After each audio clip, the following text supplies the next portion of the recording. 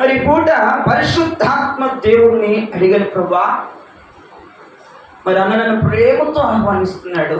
ఎంతో మంది బిడ్డలు ఆకలితో, అయ్యా కొన్ని ప్రాణములు ఆకలితో అలమటించి మందిరానికి వస్తున్నాయి.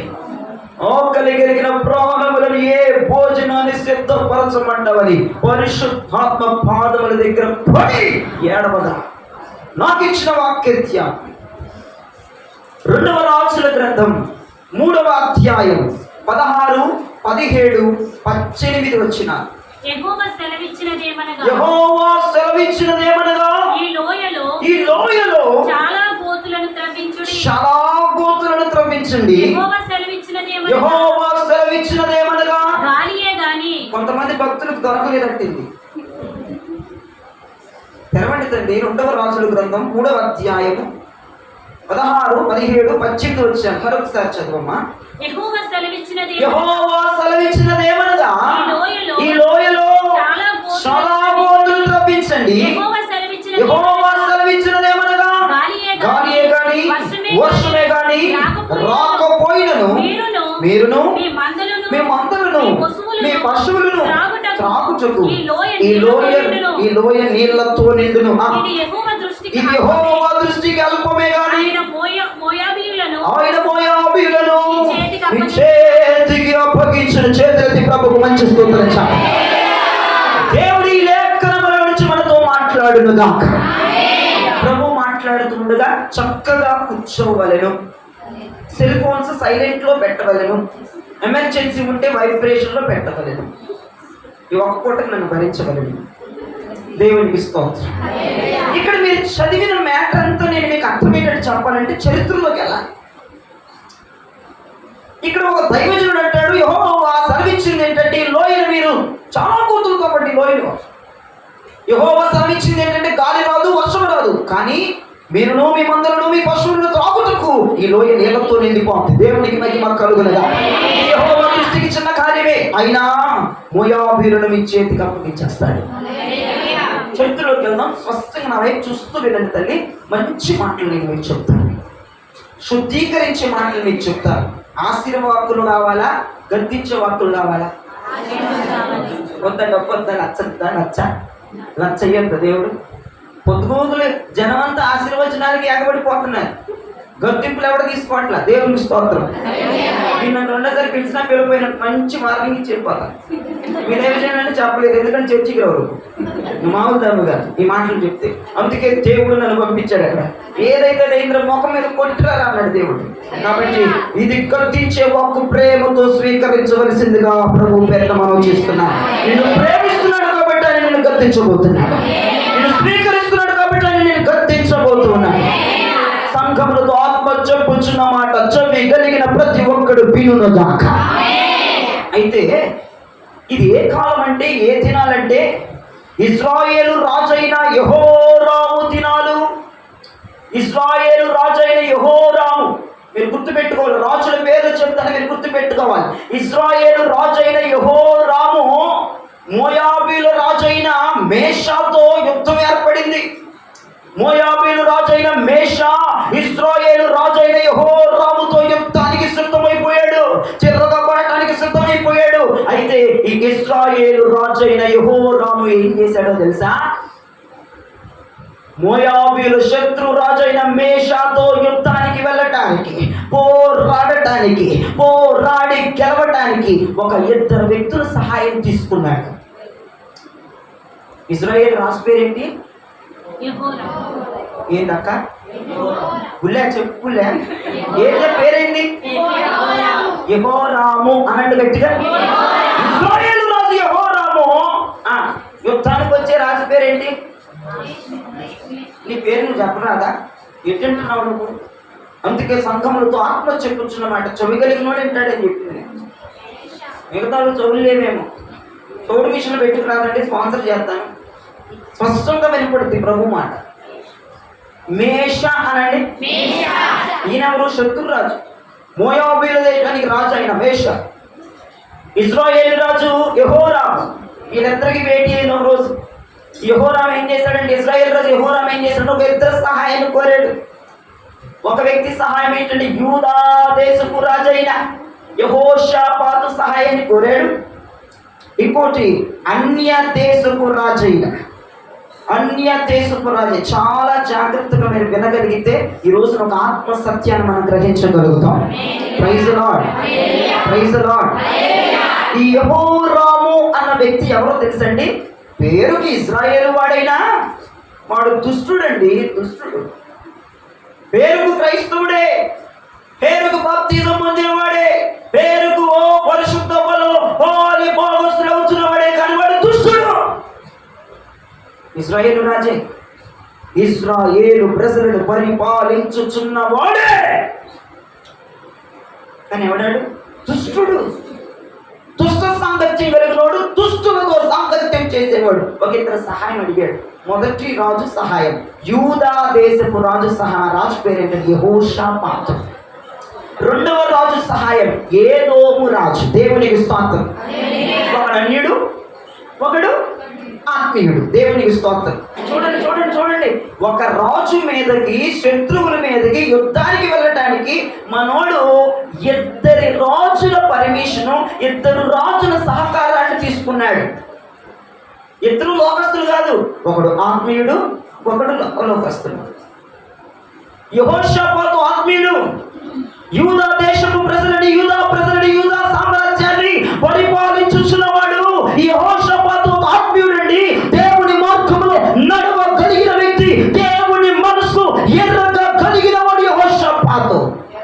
ఒక రోజు పోయి, అయ్యా రాజా, ఇట్లాగా మోయాబీల దేశపు రాజు మేషా నాతో యుద్ధానికి బయటికి వస్తున్నాడు, నాతో తిరగబడిపోయాడు నా మీద. మరి నీ సహాయం కావాలి, నీ సహకారం కావాలి, నీ తోడు కావాలి అన్నాడు. అంతవరకు బానే ఉంది. ఒక ఆత్మీయుడి సహాయం, సలహా తీసుకోవడంలో తప్పుందా? తప్పు లేదు. ఈ పనికి మనవాడు ఏం చేశాడంటే రెండవ రాజు దగ్గరికి వెళ్ళాడు. ఆయన పేరు ఏదోము రాజు. అన్నాడు ఒకసారి మాట. ఏదోము రాజు అన్యుడు, ప్రభుని ఎరగనివాడు, విగ్రహములను పూజించేవాడు. ఆయన సహాయాన్ని కూడా తీసుకున్నాడు. ఇప్పుడు మన దగ్గరికి వద్దాం. కాసేపు యెహోరామును పక్కన పెడదాం. ఇప్పుడు నీ జోలికి వస్తే నీవు కూడా నీ జీవితంలో యుద్ధాలు, పోరాటాలు, సమస్యలు వచ్చినప్పుడు ఇటు దైవజనుడి సహాయం కావాలి, అటు గవలేసేవాడి సహాయం కూడా కావాలి. అవునండి, గవలేసేవాడు తెలియదా నీకు? నాకేంటి అడుగుతున్నా? అటు సిద్ధాంతి కావాలి, ఇటు ప్రార్థనాపరుడు కావాలి. తమరికి అట్లా ఏడ్చింది నీ భక్తి. అమ్మో, నువ్వు పేరుకి వస్తున్నావు చర్చికి వెళ్తే. ఇద్దరు సహాయాలు, ఇద్దరు సలహాలు, ఇద్దరు తీర్మానాలు, ఇద్దరు మాటల మీద నిలబడి చివరికి నాశనం అయిపోద్ది బతుకు. ఏమీ తెలియనట్టుగా, అయ్యా దయవచ్చిన నా కొరకు ప్రార్థన చేయండి, నా కొరకు ఒక సలహా ఇవ్వండి అంటే ఆయన ఒక సలహా ఇస్తాడు. పాపం రాత్రంతా ప్రార్థన చేసి కడుపు మార్చుకొని నీ కొరకు మోకరించి చేతులు ఎత్తి కన్నీరు గార్చి ఒక సలహా ఇస్తాడు. ఇది బాగాలేదని ఆయన దగ్గరికి పోతావు. ఎవడాడు? ఆడెవడో కాన్సెప్టో, సిద్ధాంతుడు, విచారుడు, ఆడెవడో మనకు తెలియదు. సోదేసేదాన్ని కూర్చోబెట్టి సోదేంటావు, ఇంట్లో కూర్చోబెట్టుకో. దరిద్రుడు. ఈ భక్తులందరూ ఇలా తయారైపోయారండి. దేవుని బిడ్డలుగా పిలువబడుతున్న వారు, దేవుని బిడ్డలుగా ఎంపిక చేయబడిన వారు, రక్షణ పొంది మోరు మనసు పొందామని చెప్తున్న వారు, పరిశుద్ధ బలలో భాగస్తులు అవుతున్నామని చెప్పిన వారు, యుద్ధములు వచ్చినప్పుడు, పోరాటాలు వచ్చినప్పుడు, సమస్యలు వచ్చినప్పుడు నీకు ఇద్దరు సలహాలు అవసరమా అడుగుతున్నాడు దేవుడు. అది సైతాన బుద్ధి కాదా? అది ఒక్కరి బుద్ధి కాదా? అది తప్పుడు మార్గము కాదా? ఎవడ కళ్ళు కప్పి నాటకాలు అర్థం అనుకుంటున్నావు తల్లి? ఎవడ కళ్ళు కప్పుదాం అనుకుంటున్నావు? ఇక్కడ స్థానిక దైవజనుడు, విశ్వాసులు కళ్ళు కప్పొచ్చేమో. నా దేవుడు చూచుచున్నవాడు, అగ్ని నేత్రములు కలిగిన వాడు. ఆయన కళ్ళు కప్పలేరు. ఏదేసి కప్పుతావు ఆయన కళ్ళుని? ఆలోచించండి. అడగలేదా నువ్వు? ఒక అన్యుడి సలహా తీసుకోలేదా? ఒక దైవజనుడి సలహా తీసుకోలేదా? చర్చిలో ఆత్మ పొంది భాషలు మాట్లాడి బాగా ప్రార్థన చేసి ఆమె సలహాను మళ్ళీ బయట తిరిగేవాడు, దుష్ట సాంగత్యంతో తిరిగేవాడు సలహా కావాలా? ఎంత దౌర్భాగ్యమైన జీవితం అండి, ఎంత నీచ నికృష్టమైన బ్రతుకండి మంది. నువ్వేం చేస్తున్నావు నీకు అర్థమవుతుందా? వాడి సలహా నీకు అవసరమా? అడుగుడి సలహా అవసరమా? తిరుగుబోతాడు సలహా అవసరమా? తోకపోతాడు సలహా అవసరమా అడుగుతున్నాడు. ఎందుకండి వాడి సలహా నీకు ఆత్మీయురాలా? చక్కని దైవజనుడు ఉన్నాడు, చెప్పగా సలహా ఇవ్వగలిగి నీ సమస్యకు పరిష్కారం చెప్పగలిగిన వాడు నీ కళ్ళ ముందే పెట్టుకొని ఎందుకమ్మా ఏమి సాధిద్దామని పోనీ తీరిందా సమస్య? తీరదు, ఇంకా ఎక్కువైపోయింది, డబల్ అయిపోయింది, ఉత్సాహంగా అయిపోయింది. ఆలోచించండి ప్రియదైన, సిగ్గుగా లేదా మన బ్రతుకి? నిజమే కదా, నేను రెండు వైపులా అడుగు వేస్తున్నాను, రెండు మార్గాలు ఎంచుకుంటున్నాను. ఆత్మీయ దైవజనుడు నాకు ఇచ్చాడు, నా తండ్రి లాంటి వాడు నాకు ఇచ్చాడు, నా తల్లి లాంటి దాన్ని నాకు ఇచ్చాడు. చెప్పగా అర్థం చేసుకునే గుంపు నాకుంది, సహవాసం నాకుంది, పొలకరింపు నాకుంది. నేను దుష్టుడితో ఎందుకు సాంగత్యం చేస్తున్నా? దుష్టుడు సలహా ఎందుకు అడుగుతున్నా? దుష్టాత్మలతో ఎందుకు నేను తిరుగుతూ ఉన్నాను? ఈ రాత్రి మీ అందరికి మారు మనసు వచ్చునుగాక. మారు మనసు వచ్చిన పరలోక రాజ్యముల రెక్కలు ధరించి వేగారుడే వచ్చుచున్న యేసుతో ఎగిరిపోతారు. కావాలి, మారు మనసు కావాలి. అయ్యగారు బాప్తిసం తీసుకున్నాను, అయ్యగారు అయిపోయింది, మారు మనసు వచ్చేసినట్టేనా? అదేనా మారు మనసు? యెహోవా అనుకోండి, నీకులాగే నేను ఇశ్రాయేల్ రాజుని చెప్పుకుంటున్నాడు, కానీ మ్యాటర్ ఏం లేదు లోపల. అవునయ్యా, నువ్వు బాప్తిసం పొంది 10 సంవత్సరాలు 15 సంవత్సరాలు అవుతుంది. 2 పొలముల మీద అడుగు, 2 సలహాలు, 2 తీర్మానాలు, 2 మూర్ఖత్వమైన మనస్సులు. ఇటు నీకు చర్చి కావాలి, అటు వాడు కావాలి. ఇటు చర్చి సహవాసం కావాలి, ఇటు లోక సహవాసం కావాలి. ఇటు చర్చి ఫ్రెండ్షిప్ కావాలి, ఇటు లోక ఫ్రెండ్షిప్ కావాలి. ఇటు ఇళ్ళతో ఉండాలి, ఇటు వాళ్ళతో ఉండాలి. ఇటు ఇల్లు మాట తీసుకొని ఇల్లు అడగకూడదు, వాళ్ళు అడగకూడదు. వాళ్ళే మెయింటైన్ చేస్తున్నారు కొంతమంది భక్తులు. జర చెప్పరాదు, నాకు ఎట్లా మెయింటైన్ చేస్తావట? నీకే సాధ్యం అనుకుంటుంది. ఎట్లా మెయింటైన్ చేస్తారండి? ఎంత దరిద్రం అండి. ఈ యెహోరాము కూడా 2 వ్యక్తులని సలహా తీసుకొని, అంతేకాదు మీరు కూడా నాతో రండి అని పిలిచాడు. యెహోషాపాతు, యూదా దేశపు రాజు, నీవు నాతో పాటుగా యుద్ధానికి రావాలి. వస్తాను రా అన్నాడు ఆయన. ఆత్మీయుడు వస్తానన్నాడు. మరి 40 సంవత్సరాల సర్వీస్ వాళ్ళు ఫ్రెండ్స్ సహవాసం వస్తానన్నాడు. ఓకే, దేవునికి స్తోత్రం. వస్తానన్నాడు, బయలుదేరాడు యెహోషాపాతు. ఇటు వెళ్ళిపోయి ఏదేం రాజుని, అయ్యా మీరు కూడా రాబోయేను అన్నాడు. వస్తానంటే మరి లోకంలో కూడా అంతే ఫ్రెండ్షిప్గా, ఇటు ఆత్మీయుడు అంతే ఫ్రెండ్షిప్, లోకం అంతే ఫ్రెండ్షిప్. సంవత్సరాలు ఏం మారగా కంటిన్యూ చేశాడు సంవత్సరాలు. అటు ఆయన కూడా ఒప్పుకున్నాడు, ఏదోము రాజు కూడా రావటానికి ఒప్పుకున్నాడు. దేవునికి స్తోత్రం. ముగ్గురు కలిసి ఒక చోట నుంచున్నారు. అయితే యెహోషాపాతు ఆత్మీయమైనటువంటి రాజు అన్నాడు, ఇప్పుడు మోయాబీల మీదకి యుద్ధానికి వెళ్ళడానికి ఏ వైపుగా వెళ్ళాలి అని అడిగాడు. ఎవరిని? యెహోరాము, ఇశ్రాయేల్ రాజుని. దొంగని, నటించేవాడిని, ఉత్తుత్తి భక్తి చేసేవాడిని. అయ్యా యెహోరాము, మోయాబీల మీద యుద్ధం చేయడానికి ఏ తోవ నుంచి వెళ్ళాలి, ఏ మార్గం నుంచి వెళ్ళాలి అంటే ఆయన అంటాడు ఏదోము అరణ్య మార్గము గుండా వెళ్ళేదము అన్నాడు. దేవునికి స్తోత్రం చెప్పండి. ఏ మార్గం గుండంట? ఏదోము అరణ్య మార్గము గుండా వెళ్దాం అన్నాడు. సరే అన్నాడు యెహోషాపాతు. ఓకే అన్నాడు ఏదోము. ఇక ముగ్గురు కలిసి ఏదోము అరణ్య మార్గము గుండా బయలుదేరి వెళుతున్నారు. దేవునికి స్తోత్రం. ఆ మార్గము గుండా ప్రయాణమై ముగ్గురు రాజులు బయలుదేరారు. 7 దినములు ప్రయాణం చేశారు. మార్గంలో 7 దినములు ప్రయాణం చేశారు. ఆ ముగ్గురు రాజులే కాదు, వారితో పాటు సైన్యం, వారితో పాటు మందలు, మొత్తం కలిసి పశువులు, మందలు, అదేనమ్మా, మొత్తం కలిసి 7 దినములంతా ప్రయాణం చేశారు ఆ ఏదోము అరణ్య మార్గంలో. చూడండి ఒకసారి వాక్యం 2వ రాజుల గ్రంథం 3వ అధ్యాయం 9-10 వచనాలు. ఇశ్రాయేలు రాజును యెహోషాపాతు అడుగుగా అతడు ఏదోము అరణ్య మార్గం పోవదమని చెప్పాను. ఇశ్రాయేలు రాజును యూదా రాజును ఏదోము రాజును బయలుదేరి 7 దినములు చుట్టూ తిరిగిన తర్వాత వారితో కూడిన తండ్రి వారికి పశువులకు నీళ్లు లేకపోయారు. చాలన్నా, దేవుడు మిమ్మల్ని దీవించుగాక. ఏమండి అర్థమైంది? నా ముఖం వైపు చూస్తే అర్థమైంది, బుక్కుల్లో చూడకుండా పిహెచ్డీ చదవక్కర్లకెళ్ళి చూడండి చాలు. ఇశ్రాయేలు రాజు అయిన యెహోరాము, యూదా రాజు అయిన యెహోషాపాతు, అన్ని రాజు అయిన ఏదోము రాజు ముగ్గురు కలిసి బయలుదేరారు. 7 రోజులు తిరిగారు ఆ ఏదోము అరణ్యంలో. వాళ్ళకి ఏమి లేవంట. ఓ పుల్లా ఏమి లేదంట వాళ్ళకి. ఇందాక గటగటా తాగుతున్నావు, నీకు లేవు, ఆ ముగ్గురు రాజులకి లేవు, ఆ మందలకి లేవు, వాళ్ళ సైన్యానికి లేవు. ఆ పనికి మానవుడు చేసిన పనికి నీళ్ళు లేవు. ఎవరు?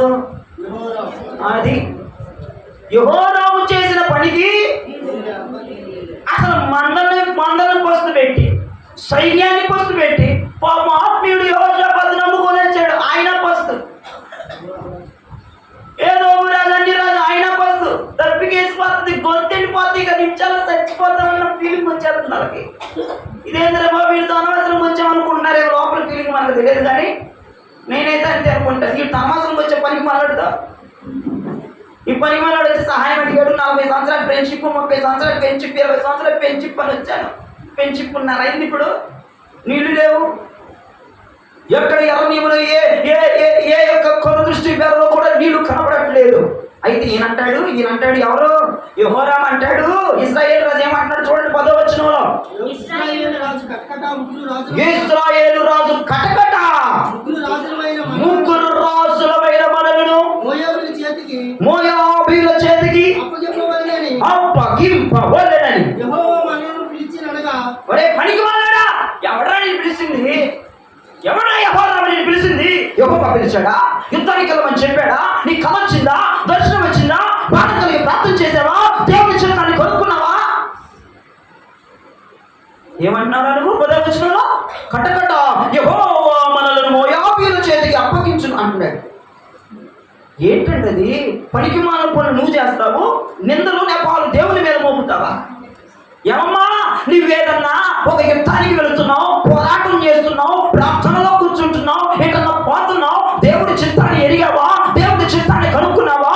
ఎలా పోరాడాలి ప్రభువా? ఉపవాసం ఉండనా, లేదంటే మోకరించినా, లేదంటే కన్నీరు కాల్చినా, లేదంటే ఆన్లైన్ ప్రార్థన చేయినా, దేవుడి చిత్తం ఏంటో, దేవుడి ప్రణాళిక ఏంటో, దేవుడి యొక్క దొమ్మేంటో, దేవుడి యొక్క దర్శనం ఏంటో తెలుసుకోకుండా నీవుగా పనులను మొదలుపెట్టి ఒక ఆత్మీయుడి సలహా తీసుకొని, ఒక అన్యుడి సలహా తీసుకొని ఎచ్చరివిడితనంగా నీ పని నువ్వు మొదలుపెట్టి ఆ పని సక్సెస్ అవ్వకపోతే, ఆ పని ఫెయిల్ అయిపోతే, ఎదురు దెబ్బ తగిలితే దేవుడు నాకు దుఃఖమును కలుగజేస్తున్నాడు అంటావా? ఉందా ఏమన్నా నీకు? ఏందా మాటలేంది? యుద్ధానికి వెళ్ళేటప్పుడు దేవుడికి ప్రార్థన చేసావా? ప్రభువా నేను యుద్ధానికి వెళ్తున్నానయ్యా, వెళ్ళనా వద్దా? అంటే ఏ తోవ ఉండాలి? తోవ నిర్ణయించింది, అవునా? ఏదో వరని మార్గం నిర్ణయించినాడు యెహోరామే. దేవుడు చెప్పాడా అతను వెళ్ళమని? చెప్పలేదుగా. అసలు యుద్ధానికి వెళ్ళమని దేవుడు చెప్పాడా? అసలు ఏమి లేదండి. 10వ వచనంలో పిచ్చెక్కి మొత్తం మాట చదువుతుంటే యెహోరాము ఉంటే చంపలు పగలు కొట్టేవాడు నేను. మరి పనికి మాలాడా, దేవుడు చంపడు, నువ్వు బయలుదేరిపోయి దేవుడు ఆజ్ఞ ఇవ్వలేదు, దేవుడు సెలవు ఇవ్వలేదు, దేవుడు దర్శనం ఇవ్వలేదు, కళ ద్వారా మాట్లాడలేదు, ప్రభుత్వం ద్వారా మాట్లాడలేదు, దైవజనుడు ద్వారా మాట్లాడలేదు. నువ్వు వెళ్ళిపోయి ఒక అన్యుడి సలహా, ఒక ఆత్మీయుడి సలహా తీసుకొని చట్టం పట్టాలు వేసుకొని పోయావు. ఇప్పుడు నీళ్లు లేకపోతే దేవుడు అన్యాయం చేశాడంటావా? పనికి మాల పోతానికి దేవుడు అన్యాయం చేశాడా? దేవుడు అన్యాయస్తుడా? నీ దగ్గర ఉంది తప్పు. కొంతమంది అంటారు నాకు అన్యాయం చేసావేంటి, అసలు నాకు చూస్తే చంపలు పగల కొట్టాలనిపించింది నాకు. చనిపోయే దగ్గర ఎక్కువ మాట్లాడతారు దేవుని స్తోత్రం. అందుకే చనిపోయే చోట్లకి అనుమతి కదా నాకు. అన్యాయం చేసి వెళ్ళిపోయాడే బుల్లె, ఓ బుల్లె, అన్యాయం చేయడం ఎవరికి అన్యాయం చేసింది? నువ్వు చేస్తున్నావు దేవుడికి అన్యాయం. నువ్వు తిరుగుబాటుతనం చేస్తున్నావు, నువ్వు నిర్లక్ష్యతనం, మూర్ఖత్వం, మొండితనం. దేవుడు కాదు అన్యాయం చేసేదే.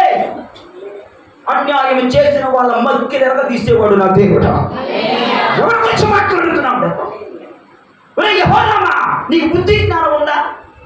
ఏంటి అంత అంత అంత సింపుల్గా మాట్లాడేదయ్యా? నీళ్ళు లేకపోతే, దొప్పి తిరగకపోతే, చెప్తున్నాడు యెహోషాపాతుకేను ఏదో రాజు చెప్తున్నాడు, అయ్యా స్నేహితులారా మనం ఖచ్చితంగా మోయాబీయుల చేతికి. దేవుడే ప్లాన్ చేశాడు. ఎవరు ప్లాన్ చేశాడట? దేవుడే ప్లాన్ చేశాడు. మన దచ్చమిక అయిపోయింది, మన సీను, మన హిస్టరీ అయిపోయింది, మన బుక్ క్లోజ్. ఏంటండి ఆ మాటలో? దేవుని మీద నెప్పములు మోపకూడదు, కంఠముల ఊపిరి ఉన్నంత వరకు, గుండె కొట్టుకున్నంత వరకు, నోరు తెరిచిన అన్యాయం ఎందుకు చేద్దామని అడగటానికి వీలు లేకుండా మనం భక్తి జీవితాన్ని కొనసాగించాలి. 1వ పాయింట్, యుద్ధం వచ్చినప్పుడు, సమస్య వచ్చినప్పుడు, పోరాటం వచ్చినప్పుడు 2 సలహాలు అవసరమా నీకు? అవసరమా? అవసరం లేదుగా, ఒక సలహా చాలు. తప్పు చేసింది అది. అసలు దేవుణ్ణి దర్శించకుండా, ప్రార్థన చేయకుండా సలహా తీసుకోవచ్చా చెప్పు?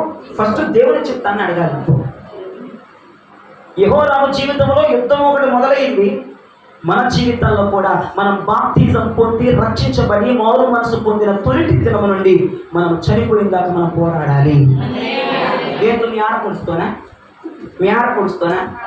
అది గయ్యాలి అయ్యా, దాని మీద వెళ్ళిపోతాను వాక్యం అవుతాను అంటావా? నన్ను తిట్టించవుతా నీ వందనాలు. మన శత్రువు ఎవడో అది దేవుడు ఇస్తాం. మా బామార్ది నా శత్రువు, మా పిన్ని మా శత్రువు, మా ఆడపడుచు మా ఆడబిడ్డ వాళ్ళు కాదు ఈ శత్రువులు. అపోస్తలుడైన పౌలు అంటాడు, మన పోరాడుచున్నది దురాత్మల సమూహాలు, ఆకాశ మండల దురాత్మ సమూహములతో మనం పోరాడాలి. నీవు రక్షించబడి మారు మనసు పొంది బాప్తిజం తీసుకున్న తొలిటి రోజు నుంచి మనకి యుద్ధం మొదలైపోయింది, పోరాటం మొదలైపోయింది. మరి పోరాటం మొదలైతే దేవుని చిత్తం అడగడం నేర్చుకోవాలి. దేవునికి స్తోత్రం కలుగునగా. యుద్ధము చేసేటప్పుడు దేవుని చిత్తం అడగాలి. ప్రభువా, ఇదిగో ఈ యొక్క సమస్య వచ్చింది, ఈ అప్పులు వచ్చాయి, ఈ రోగం వచ్చింది, ఈ బలహీనత వచ్చింది, ఈ నింద వచ్చింది, ఈ అవమానం వచ్చింది, ఏం చేయమంటావు? నీ చిత్తం తెలియచేయండి.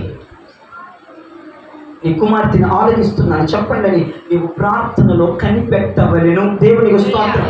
సలహాలు మాని, ఈ పూట నుంచి సలహాలు మాని దేవుని చిత్తములు కనిపెట్టడం నేర్చుకో. లేకపోతే నీళ్లు దొరకో. అమ్మో, నీళ్లు దొరకో. సలహాలు తీసుకున్నావు, లోకానుసారమైన సలహా తీసుకున్నావు, ఆత్మీయ సలహా తీసుకున్నావు. ఎవరి సలహాలు నీకు ఏం పని చేసి పని చేసినా నీకు పోనీ ఏమైనా ఉద్ధరించిన సలహాలు ఎందుకు పనికిరాదు. ముందర దేవుని సలహా తీసుకోవడం నేర్చుకో. ఒక పని మొదలు పెట్టేటప్పుడు, ఒక శోధనతో పోరాడేటప్పుడు, అప్పులతో పోరాడేటప్పుడు, సమస్యలతో పోరాడేటప్పుడు, ఇబ్బందులతో పోరాడేటప్పుడు నీకు వచ్చిన ఏదోనండి, అది ఏ శత్రువైనా నీతో వచ్చిన వాటితో పోరాడటానికి ఖచ్చితంగా దేవుని చిత్తం తెలుసుకోవాలి. ఏ మార్గము గుండా వెళ్ళాలి, ఏ వే నుంచి వెళ్ళాలి, ఎప్పుడు వెళ్ళాలి, ఎప్పుడు మొదలు పెట్టాలి. ప్రభువా, మీరు నాకు తెలియచేయండి అయ్యా. ఈ యుద్ధంలో నేను గెలవాలి ప్రభువా, ఈ యుద్ధంలో నేను ఓడిపోకూడదయ్యా, వీడితో నేను గెలవాలని నువ్వు ఎవరి సలహా, ఎవరి చిత్తం అడగాలి? దేవుడైన యెహోవా చిత్తమును కనిపెట్టువారు ధన్యులు. యెహోరాము దేవుడి మీద నిందలో నెపాలం వస్తున్నాడు. ఎంతవరకు కరెక్ట్ మీకు వదిలేస్తున్నాను. ఎంతవరకు కరెక్ట్ అంటారండి? పని మొదలు పెట్టింది నువ్వు, దారి వెతుక్కుంది నువ్వు, యుద్ధానికి పరోలమని లేచింది నువ్వు, చేసిందంతా నువ్వు. తప్పు దేవుని మీద వేయటమా? తప్పు దేవుని మీద రుద్దటమా? ఆలోచించండి. మనుషుల సహాయం, మనుషుల హెల్పింగ్లు, మనుషుల సలహాలు తీసుకొని పోరాడే అంతసేపు నీ సమస్యకి పరిష్కారం దొరకదు. ఖచ్చితంగా చెప్తాను, నీ సమస్యకి పరిష్కారం దొరకదు. నా జీవితంలో ఎన్నో అనుభవాలు కూడా దేవుడు నన్ను నడిపించాడు. అమ్మో, అయ్యగారు మాది పెద్ద ఫ్యామిలీ, అయ్యగారు మాది పెద్ద ఫ్యామిలీ ప్యాక్ అయ్యారు. ఏం చేయలేరు ఫ్యామిలీ ప్యాక్ అయినా. అమ్మా, ఏం చేయలేడు. రాసిస్తా బాండ్ పేపర్ మీద. ఏం ఫ్యామిలీ ప్యాక్ ఉంది నీకు? ఏమి చేయలేరు వాళ్ళు. నీ సమస్యలను ఎదిరించలేరు, నీ సమస్య నుంచి బయటికి తీసుకురాలేరు. నీ ఫ్యామిలీ ప్యాక్ ఉన్నా, 6 ప్యాక్ ఉన్నా, ఏ ప్యాక్ ఉన్నా కుదరదు. అక్కడ ముగ్గురు రాజులు, అక్కడ మందలు, అక్కడ కాల్బలం సైన్యం ఏం చేయలేకపోయారు. దేవునికి స్తోత్రం చెప్పండి. నీ వెనక ఫ్యామిలీ ప్యాకులు, 6 ప్యాకులు, ఈ ప్యాకులు, ఆ ప్యాకులు ఉంటే నీ సమస్యకు సొల్యూషన్ దొరకదు సహోదరి. ఎవడు వచ్చి సహాయం చేశారు, ఎవడు చేయగలిపాడు, ఎవడు సలహా ఇచ్చిన నీ యుద్ధమును ఎవడు గెలిపించలేడు, నీ శత్రువుని ఎవడు ఓడించలేడు.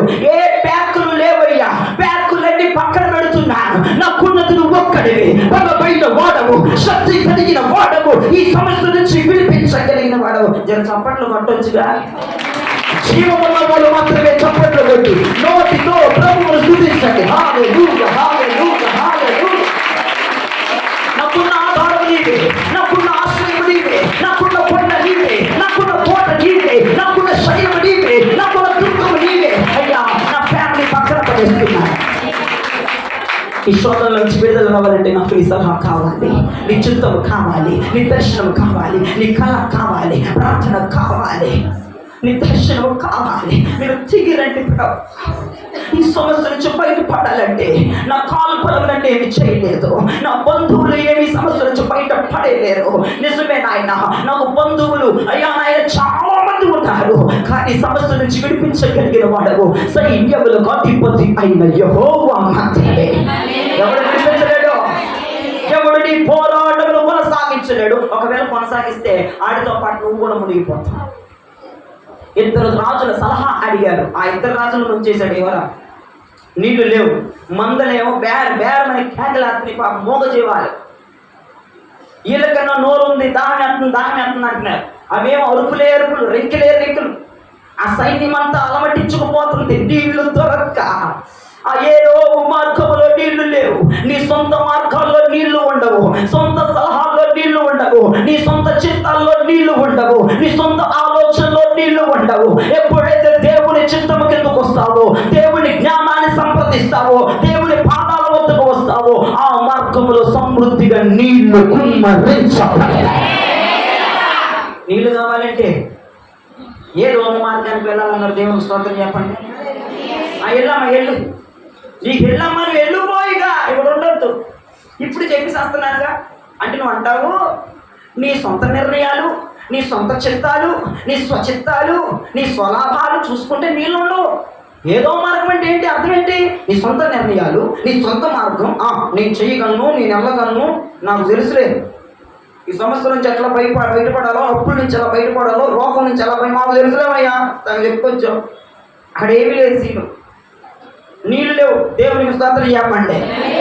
నీళ్ళు లేవు మార్గంలో, నీ సొంత మార్గాల్లో నీళ్ళు ఉండవు, నీ సొంత ఆలోచనలో నీళ్ళు ఉండవు. నీకు ఎవరో తీసుకున్నావు కదా సలహాలు తీసుకుని ప్రయాణం చేసావు. ఎవడో సిద్ధాంతి సలహా అంట, ఎవడో పిచాచి సలహా అంట. ఆ సలహాల్లో నీళ్లు దొరకవు సహోదరుడా. నీళ్లు దొరకాలంటే, ఆత్మీయమైన నీరు దొరకాలంటే, ఆత్మీయమైన అభిషేకము దొరకాలంటే, ఆత్మీయమైన వాక్యము దొరకాలంటే దేవుని చిత్తమనే మార్గములు నడుచుకుంటూ వెళ్ళిపోవాలి. ఖచ్చితంగా ఈ సమస్యను విడుదల చేస్తుంది. ఖచ్చితంగా యుద్ధములు జయ వీరురాలుగా గెలిచి తీరతమని దేవుని మనం చేస్తున్నాం. ఈ దుష్టుడైన రాజు ఇలా అన్నాడు. ఏం చెప్తున్నాడు? నేను తెచ్చుకుంటూ వచ్చాను దారి పొడుగు తెగోరాలు పోయి పనికి మాట్లాడా. నీ మార్గం నువ్వు చూసుకున్నావు, నీ సలహాలు నువ్వు అడిగావు. దేవుణ్ణి అంటే నువ్వు సరిపోతావురా? పేరుకి ఇశ్రాయేలు రాజయ్యా, దేవుని పొలం తీస్తున్నావు. ముందర నీ సొంత చిత్తాలు, సొంత నిర్ణయాలు పక్కన పడి నన్ను అడిగితే నేను అదే చెప్తాను, కఠినంగానే మాట్లాడతాను. ఇక్కడే కాదండి, నా సంఘంలో ఆత్మీయమైన బిడ్డలకు కూడా ప్రతి వారం కఠినమైన భోజనాన్ని పెడుతూ ఉంటాను. ఎందుకంటే చేదు కూరలే కానీ ఆ చేదు కూర శరీరములకు ఔషధముగా మారిపోతుంది. కాకరకాయ కూరేనండి, కాకరకాయ కూర తింటే ఎట్లుంటుంది అనుకున్నా? అది మరి చేదుగా ఉంటే దాని యొక్క లాభాలు ఏంటి, దాని యొక్క ఔషధాలు ఏంటండి? ఏంటనుకున్నావు? మామూలు విషయం ఏంటి? అందుకే మా ఆత్మీయ బిడ్డలకు ఎప్పుడు చేదే తగ్గుతారు, అయిన వారు ఆత్మలో పుష్టిగా ఉండగలరు. చేదు పువ్వులు పెట్టిన, చేదు కూరలు పెట్టిన ఆత్మల వాళ్ళు బలము పొందిన వారి ఉన్నారు. దేవునికి స్తోత్రం. ఈ పూట నీకు కూడా కొంచెం చేదు తగిలిస్తున్నాను, ఇబ్బంది అయినా కొంచెం గసాపేస నవ్వుని మిలిగేట్టు నేర్చుకోదల్లా. చివరిలో నీళ్ళు మొత్తం నీళ్ళు తాగుతుంది కదా. దేవునికి స్తోత్రం. బెల్లమ్మ కూడా ఇస్తానండి, దేవునికి మహిమ కలుగునుగా. అర్థమవుతుంది అన్నవారు దేవునికి స్తోత్రం చెప్పండి. నీ సొంత మార్గాల్లో నీళ్ళుంటాయా? నీ సొంత సలహాలు తీసుకుని వెళ్తే నీళ్ళుంటాయా? ఉండవు. నీళ్లు ఉండాలంటే ఏ మార్గంలోకి వెళ్ళాలి? దేవుని చిత్తం అనే మార్గములో నడవాలి. ఏమనంటే ఈ పాట పాడతాం, నేను ఎల్లెమ్మా. ఏ మార్గం పోతున్నావమ్మా సుప్రనాథమ్మ? మరి రాగాలు తీసి పాడుతున్నావు. నేను వెళ్ళే మార్గం నా యేసుకు తెలుసునంటే ఏ మార్గం వెళ్ళిపోతున్నావు? ఏదో మార్గమా? ఏదో మార్గం వెళ్తా, నా యేసుకు తెలుసు అంటున్నావు. అది ఏమీ లేదు. వెళ్ళే మార్గం నీ సొంత మార్గం, నీ సొంత చిత్తం. ఒక ఆమె పెళ్లి కొడుకు ఫోటో తీసుకొచ్చింది నా దగ్గరికి. అయ్యగారు ప్రార్థన చేయండి అయ్యగారు, ఈ అబ్బాయి ఎట్టాగా దేవుని స్తోత్రం ప్రార్థన చేయాలి. అమ్మ ఆడు దుష్టుడమ్మా, ఆడికి పెళ్లి చేసుకోమాకండి. ఫోన్లో ఫోటో చూపించింది. అయ్యా ప్రార్థన చేయ, దేవుడి చిత్తమా కాదండి అమ్మ, ఈయన నీకు సెట్ అవ్వడు, ఈయన చేసుకున్న 10వ రోజుకే తాతాడన్న. ఈయన సైతాంది. అయ్యగారు మీరు ఇట్లా అన్నారు కానీ ఇప్పుడు నేను ఒక మాట చెప్తాను అయ్య గారు, ఇది కూడా వినండి అంది. అంటే సొంత స్క్రిప్ట్ రెడీ చేసుకుని వచ్చేసింది నా దగ్గరికి. నేను వద్దంటే ఏ ఏ ఏ యాంగిల్లో చెప్పాలో రెడీ చేసుకుని వచ్చి కొంతమంది భక్తులు ఉంటారండి, దైవజనుల్ని ఎర్రోళ్ళు చేసేస్తారు, పిచ్చోళ్ళు చేసేస్తారు. నీ స్క్రిప్ట్ అక్కడ నువ్వు ప్రిపేర్ చేసుకుని వచ్చేవి ఇక్కడికి, మరి మమ్మల్ని ఎందుకు అడిగేది బోడీ? మరి మమ్మల్ని అడగడం పైకి షోయింగ్ అంతే. అయ్యగారిని అడిగితే అట్ట ఉంటుంది. అడిగింది, అమ్మ చీకటి కనపడుతుంది, వద్దులే మా సంబంధం అంటే, కాదండి మా ఇంట్లో సంబంధం అండి, బయట ఈ రోజులు ఎట్లుంటుందో తెలియదు అండి, మా సొంత బామర్దేనండి, మా సొంత మామండి అంది. మంచిది మరి చేసుకోమ్మా, ఇంట్లోనే కూడా ఉంటామో చేసుకో అన్న. ఇక చేసుకున్న 2 నెలలకి పెళ్ళి. నన్ను పిలిచింది, నేను అనల. దేవుడు చెప్తాం కానీ నేను పోయి ఏం చేయను, వెళ్ళాల. అయ్యగారు మరి తర్వాత ఫోన్ చేసి, అయ్యగారు ఎందుకు రాలేదు మీరు? దేవుడు వద్దన్నాడని రాలేదా? అదేం లేదులే అమ్మ, కొంచెం ప్రేయర్, మరి ఏం చేస్తాం? ఒక ప్రేయర్ ఉందిలే అమ్మ అంటే వెళ్ళానులే అన్న. లేదు ఇంట్లోనే ఉన్నా. ప్రేయర్ ఉంది, మరి ఏం చేస్తాం అన్న. 10వ రోజుకి బెల్ట్ తీసుకొచ్చాడట.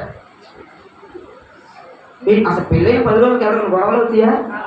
దేవుడి చిత్తంలో లేనివాడికి అవుతాయి, దేవుడి చిత్తం లేనివాడికి అవుతాయి అండి. నేను ఇప్పుడు ఏం చెప్తున్నాను, నువ్వు దేవుడి మార్గంలో వెళ్తే నీళ్లు దొరుకుతాయి. దేవుడి మార్గంలో వెళ్ళకపోతే నీళ్ళు ఉండవు, సమృద్ధి ఉండదు, ఆశీర్వాదం ఉండదు, కృప ఉండదు. ఏదో మార్గాలే కావాలా? నాశనం అయిపోతావు. ఎవరో నాశనం అయిపోతాడు. వాడు తీసుకున్న పనికి మాల శాస్త్రంలో వాడు చేసిన పనికి మాల బుద్ధిని నువ్వు చేస్తే, నీ సొంత నిర్ణయాలతో, సొంత బుద్ధితో, స్వలాభాలతో నువ్వు చేస్తున్న ప్రతి ఒక్కటి ఫెయిల్యూరే. ఏ ఒక్కటి బాగుపడే లక్షణాలు ఉన్న మన జీవితంలో. ఇప్పటికీ మా చుట్టాలమ్మ ఇప్పటికీ బాధపడుతుంది. ఇప్పుడు వివాహమే 4 నెలలు అయిందండి, మొన్ననే పుట్టింటికి వచ్చింది. మరలా తప్పదు కదా, ఆగింది కదా మేడం, తప్పదు. చచ్చినా బతికినాడు పాదాల దగ్గర పడదు. నేను చెప్పాను వినలేదు. దేవుడు మాట్లాడాలి, వినలేదు. నేను అదే చెప్తున్నాను. నీ సొంత స్క్రిప్టులు రాసుకొని వచ్చి, నీ సొంత నిర్ణయాలు రాసుకొని వచ్చి, నీ సొంత మాటలు పెట్టుకొని వచ్చి, దేవుడి మాట లెక్క చేయకుండా, దేవుడి దర్శనాన్ని చూడకుండా, దేవుడు మన మార్గంలో వెళ్ళకుండా, దేవుడు చూపించిన చిత్తాన్ని చేయకుండా, నీ ఆలోచన నీయే, నీ సోది నీదే, నీ ఆర్భాటం నీదే, నీ ఒబ్బరి సోది నీదే, నీ వ్యాపారం నీదే, నీ గెంతులు నీయే, నీ ఎక్కిరితనం నీదే, ఇక నీదే, నీ సోయి నీదే. ఇక దేవుడి సోయిలోకి రావు నువ్వు. దేవుడి సోయిలోకి ఎప్పుడు వచ్చావని? అద్భుతాలు జరుగుతాయి ఆయన సోయిలోకి వస్తే. దేవుడికి స్తోత్రం. అయితే అర్థం చేసి దేవుడి మీద నిందలేశాడు. యెహోరాము పోరాడాల్సి వచ్చింది. దేవునికి స్తోత్రం. మోయాబీలు రాజైన మేషాతో పోరాడాల్సి వచ్చింది. మరి 2 వైపులు అడిగి వేశాడు. తన జీవితం అంతా నీళ్లు లేకుండా తన జీవితం అయిపోయింది. మరి నీకు నాకు కూడా మనం రక్షించి మారు మనసు పొంది బాప్తిజం పొందిన తొలిటి రోజు నుంచి ఎంతమందికి పోరాటాలు జరుగుతున్నాయి? చేయపైనట్టండి. మిగతా భక్తులు పోరాటాలు లేవట్టింది. దేవునికి స్తోత్రం. యెహోవా భక్తులు వాళ్ళకి నా నిండు వందనాలు. షుగర్ బీపీ లేదన్నారు. ఈ అత్తవే ఉండగా పుల్లుగా నీళ్ళు పెరిగి డామను పడిపోతుంది ప్రతిరోజు. పోరాటం ఉంటుందండి. బాప్తిజం తీసుకుంటే చాలు, రక్షించబడితే చాలు, క్రీస్తు రక్తముతో కలగబడితే చాలు, మొదలైపోతాయి సీన్ లేక సిచ్యువేషన్. ఆ పూట నుండి ఈ పూట వరకు పోరాటాలు ఆగలేదు, మనం కూడా ఆగకూడదు. ఇది చనిపోయినంత వరకు అపోస్తలుడైన పౌలు అంటాడు, నా పోరాటమును తుద ముట్టించుట. దేవునికి స్తోత్రం. ఆయన మంచిగా పోరాడాడు. నా పరుగు తుద ముట్టించానన్నాడు, నా విశ్వాసమును కాపాడుకున్నానన్నాడు. పోరాటంలో దేవుడు నేను గెలిచానని మాట్లాడాడు. దేవునికి స్తోత్రం. పోరాడవలసింది కనబడుతున్న మనుషులతో కాదు, కానీ అదృశ్యమగున్న ఆకాశ మండల దురాత్మ శక్తులతో ప్రతిరోజు పోరాడవలసి వస్తుంది. పోరాడవలసి వచ్చేటప్పుడు మనం ఎవరి చిత్తాన్ని కనుక్కోవాలి? దేవుని చిత్తమును గ్రహించి, దేవుని దర్శనమును గ్రహించి, అప్పులతో, నిందలతో, శోధనలతో, రోగాలతో, ఇక భయంకరమైనటువంటి ఉప్పెనలతో పోరాడాలి. అలా పోరాడితే దేవుని కృప మన మీద ఉంటుంది. దేవునికి స్తోత్రం. ఆ ఏదో మార్గంలో ఏమి లేవంట, నీళ్లు లేవు సహోదరి. నీ సొంత మార్గాల్లో నీరు అంటే అర్థం ఏంటి? ఒక్క మాట చెప్పాలంటే నీరు అంటే వాక్యమునకు సాదృశ్యం. రెండవదిగా నీరు అంటే పరిశుద్ధాత్మకు సాదృశ్యం. ఎఫెసీ పత్రిక 5వ అధ్యాయం 27వ వచనంలో వాక్యమును, నీటిని వాక్యముతో పోల్చిన భక్తుడు అక్కడ కనపడుతున్నాడు. ఎఫెసీ పత్రిక 5వ అధ్యాయం 27వ వచనం. మీ భార్యలను ప్రేమించుడి, పురుషులారా మీరును మీ భార్యలను ప్రేమించుడి. అటువలే క్రీస్తు కూడా సంఘమును ప్రేమించి. ఎఫెసీయులకు 5:27 నాన్న. అక్కడ వాక్యం గురించి ఏమన్నా చూడండి. అటువలే క్రీస్తు కూడా సంఘమును ప్రేమించి అది కలంకమైనను అది చదువుతారు. అట్టిది మరి ఏదైనను లేక ఆ? పరిశుద్ధమైనది గాను అబ్బా. నిర్దోషమైనది గాను మహిమ గల సంఘము గాను ఆయన తన ఎదుట దాన్ని నిలువబెట్టుకొనవలెనని ఆ? వాక్యముతో ఉదక స్థానం అబ్బా, దేవునికి మహిమ కలుగునుగా. వాక్యముతో ఉదక స్నానం అనండి మాట. ఏమంటే మందిరానికి వస్తే స్నానం చేసి వెళ్ళాలి, చెమటలతో కాదు, వాక్యముతో. దేవునికి మహిమ కలుగునుగా. వాక్యముతో స్నానం చేసి అభిషేకమును పొందాలి. వాళ్ళంతా తడిచిపోయి బయటికి వెళ్ళాలి. ఏంద్రా తడిసి వచ్చామంటే వాక్యముతో స్నానం చేశారని చెప్పాలి. దేవునికి స్తోత్రం. నేనేదంటే చేస్తా స్నానం, చేతులు కడుక్కొని, మొహం కడుక్కొని, మూతి కడుక్కొని, ముక్కు కడుక్కొని, మొత్తం వేసు రక్తం పెంచి తల మీద పోతే అరికాల వరకు వచ్చేసి వచ్చేయాల్సి. వాక్యములో పొరిలి ఆడే అభిషేకం కావాలి. అయితే ఈ యెహోవాను తీసుకెళ్ళిన మార్గంలో నీరు లేదు అంటే వాక్యము లేదన్నమాట. వాక్యము లేదు. వాక్యము మన పాదములకు అంటే ఒక లెక్కలో చెప్పాలంటే యెహోవాను వెళ్ళిన మార్గంలో వెలుగుందా చీకటుందా? చీకటిమయం. నీరు లేదు, వాక్యము లేదు, గమ్యములు మార్గములు చూపించే వాక్యము లేదు, వెలుగు లేదు. తప్పికేస్తుంది. పోరాడవలసిన వాడు దాహము కొరకు అలమటిస్తూ ఉన్నాడు సగ దూరం వెళ్ళిన తరువాత. ఈ సహోదరి సహోదరుడా, నీ చిత్తాన్ని నీ ఆలోచనతో నువ్వు చేసే ప్రతి పనిలో నీరు ఉండదు అనగా వాక్యం ఉండదు అనగా వెలుగు ఉండదు, చీకటి ఉంటుంది. ఎప్పుడైతే దేవుని చిత్తమును గ్రహించి దేవుని మాటను తీసుకొని దైవజనుడి మాటను తీసుకొని ఆ ప్రకారం నడుస్తావో నీ మార్గంలో దేవుని వెలుగు ప్రకాశించుచు ఉన్నది. దేవునికి మహిమ కలుగునగా. దేవుని మహిమ నీ మీద ఉంటుంది, దేవుని వెలుగు నీ మీద ఉంటుంది. అయ్యా మరి ఇప్పుడు లేదంటావా? లేదు. మొహమాటం ఏమి లేదు, లేదు. నీ మార్గంలో వెలుగుందా? లేదు. నువ్వు దేవుని చిత్తమైన మార్గమును నడిస్తే, దేవునికి ఇష్టానుసారమైన మార్గమును నడిస్తే, ఎలా పోరాడాలో దర్శనాన్ని పొందితే, కొలను పొందితే, మోకరించగలిగితే, చేతులెత్తగలిగితే, ఉపవాసం ఉండగలిగితే ఆ సమస్యకు సొల్యూషన్, పరిష్కారం, మార్గాన్ని చూపించే దేవుడు ఉన్నాడు. కాబట్టి మరి ఆయన మనకు వద్దుగా? ఆయన మనకు వద్దు కదండి. మనకి సిద్ధాంతాలు వీడు వాడు కావాలి. అవి వేసుకుంటా వాళ్ళ సలహా ఏ సలహా అడుక్కుంటా నీ సొంత జ్ఞానంతో పని స్టార్ట్ చేస్తావు. ఆ పని ఫెయిల్యూర్ అయిపోతుంది. అంటే వెలుగు ఉంటుంది, చీకటి. ఏదో మార్గము నుండి తప్పించకూడదుగా రాత్రి ఆ మార్గములు వెళ్ళొద్దు సహోదరి. ఈ పూటను వింటున్నావు, ఇంకొక 10 మందికి చెప్పండి, ఒరే ఏదో మార్గములు వెళ్ళొద్దురా. ఆ మార్గముని చిత్తమురా, ఆ మార్గముని ఆలోచనరా, ఆ మార్గముని కలరా, ఆ మార్గముని ఊహరా.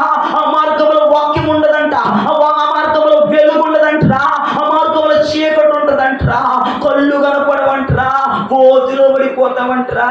మా అయ్య కదా అని 10 మందికి చెప్తే దేవుడిని ఆశీర్వదిస్తాడా? ఈ పూట అయితే ఇక్కడ ఏదో మార్గములు ఎంతమంది వెళ్తున్నారు? ఈ రోజున మార్గాలు డైవర్ట్ చేయబడాలి, మార్గములు త్రిప్పబడాలి, కోడములు మార్చబడాలి. దేవునికి మహిమ కలుగును. వెలుగు ఉన్న మార్గములు వెళుతుముగా, వెలుగు ఉన్న మార్గములు నడుచుదుముగా. ఇప్పుడు ఆ నీటిని ఇంకో దాంతో పోల్చా. దేంతో పోల్చా చెప్పు పుల్లి? ఒకటి వాక్యం పోల్చాను పుల్లమ్మ, ఇంకోటి పరిశుద్ధాత్మతో పోల్చా నీరుని. పరిశుద్ధాత్మ యోహాను సువార్త 7వ అధ్యాయం మీరు ఇంటికి పోయి చదువుకుంటే కానీ 35వ అధ్యాయం నుంచి 38వ వచనం వరకు, 35వ వచనం నుంచి 38వ వచనం వరకు మీరు ఇంటికి వెళ్ళి చదువుకుంటే అక్కడ నీటిని పరిశుద్ధాత్మ దేవుడు అనగా యేసుక్రీస్తు ప్రభువారు పరిశుద్ధాత్మతో పోల్చాడు. అంటే ఇప్పుడు నీ సొంత నిర్ణయాల్లో, నీ సొంత మార్గంలో ఏముండదు? పరిశుద్ధాత్మ దేవుడు ఉండడు.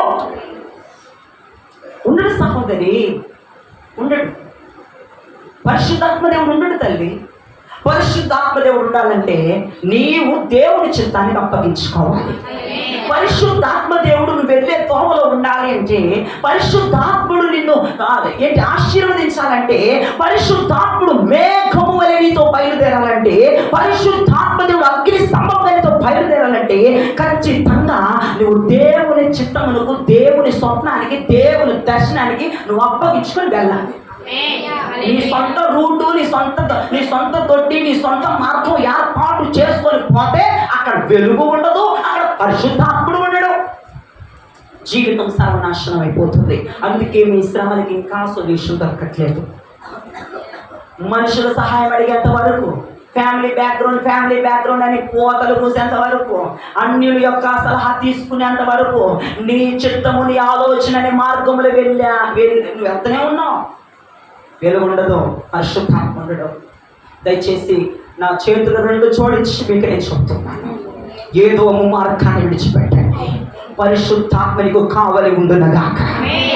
వాక్యమనే నీరు నీకు కావలిగా దీపముగా ఉండునగాక. అలా ఉండాలంటే మన మార్గాలు మార్చబడాలి. దేవునికి స్తోత్రం. గట్టిగా చెప్పాలి. ఇంకో మంచిగా చెప్తే బాగుంటుంది. ఓ మాట చెప్పనా? ఓ అమ్మ నీకులంట అమ్మ యెహోరాము గారు పనికి మన్నాడు కాబట్టి దేవుడి మీద లెక్క తోసాడు. ఒక అమ్మ బెత్లెహేము నుంచి మోయాబు దేశానికి వలస వెళ్ళింది. వలస అబ్బో బాగా చెప్పారు. దేవుడికి స్తోత్రం. మరి తమరు అనలేదా? మరి నయోమి కాదు, నయోమి లెక్కమనుకున్నారు ఇక్కడ. నన్ను క్షమించండి. దేవుడికి స్తోత్రం. నవ్వే వాళ్ళందరూ నయోమిలే. ఏ నయోమిలని? కరువు ఉన్నది కాబట్టి మోయాబు దేశంలోనికి వెళ్ళేది. ఏంటి సైతం మోయాబు దేశంలో పోతావా? కరువు తీరిపోద్దమ్మా. పరీక్ష ఇవ్వాలమ్మా. అది దేవుడు పరీక్ష పెట్టాడేమోనమ్మా, దేవుడు పరీక్షిస్తున్నాడేమో, కదలొద్దంటే అట్లా కాదండి. నేను మరలా తిరిగి వచ్చేదాన్ని. నువ్వు వచ్చింది దాన్ని చూస్తా ఉంటాడు. మరి